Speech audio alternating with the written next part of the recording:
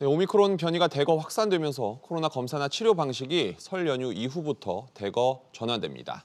집 근처에 있는 작은 병원들, 그러니까 의원급 기관들도 코로나 관리에 동참하게 되는데요. 자세한 변화 내용 이광호 기자와 알아보겠습니다. 구체적으로 어떤 방식이 되는 겁니까? 네, 다음 달 3일부터 적용이 되는데 검사부터 재택 치료까지 모두 의원에서도 받을 수 있게 됩니다. 네. 이곳에서는 전문가용 자가 검사 키트라는 걸로 검사를 하는데 그냥 키트보다 코 속 조금 더 깊게 검체를 채취해서 정확도가 조금 더 높은 방식입니다. 여기서 양성이 나오면 지금까지 하던 검사인 PCR 검사를 하게 되는데 음성이 나오더라도 의사의 판단에 따라서 PCR 검사를 할 수도 있습니다. 네. 현재까지 호흡기 전담 클리닉 413곳이 참여하기로 확정이 됐고요. 또 시행 초기에 다른 의원들의 신청을 받아서 1,000곳 정도가 참여할 것으로 예상됩니다. 이곳에서 검사를 받게 되면 검사비는 무료지만 진찰료 5,000원은 병원 측으로 내셔야 하고요. 네이버나 카카오 지도에서 참여한 곳을 볼 수 있습니다. 그런데 이렇게 되면 일반 환자와 섞이는 거 아닙니까? 그렇죠. 그래서 감염의 위험이 생길 수밖에 없게 되는데요. 그래서 정부에서 몇 가지 권고 사항을 내놨습니다. 네. 일단 예약제로 환자를 받고 또 의심 환자와 일반 환자의 대기 공간 혹은 시간대를 분리하는 내용이 있고요.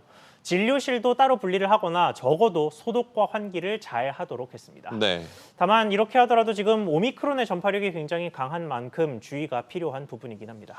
그런데 약국에서는 자가검사 키트가 품절이란 얘기도 있더라고요. 네, 앞으로 검사 받기 어려워졌다 이런 소문이 퍼지면서 그렇게 된 것으로 보이는데 일단 검사는 앞서 설명드린 대로 진행을 하고요. 네. 지금 당국의 설명을 들어보면 생산 수치로 보면은 생산량 자체는 충분한데 유통이 느려서 일시적으로 품귀 현상이 발생하는 것으로 보입니다. 네. 그래서 정부는 유통 속도를 높이고 또 일각에서 벌어지고 있는 가격 상승 같은 경우는 식약처의 모니터링을 통해서 단속할 계획입니다. 그렇군요. 또 재택 치료는 어떻게 이루어집니까? 네, 환자가 처음에 접수했던 호흡기 클리닉 혹은 의원에서 처음부터 끝까지 관리하는 걸 원칙으로 합니다. 네. 그러니까 치료제를 처방하고 전화를 통해서 증상을 지속적으로 관리하는 이런 방식인데요.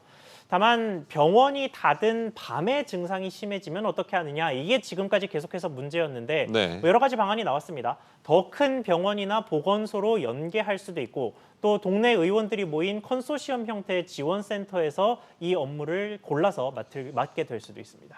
다양한 경우의 수가 있을 수 있겠군요. 이 기자, 잘 들었습니다.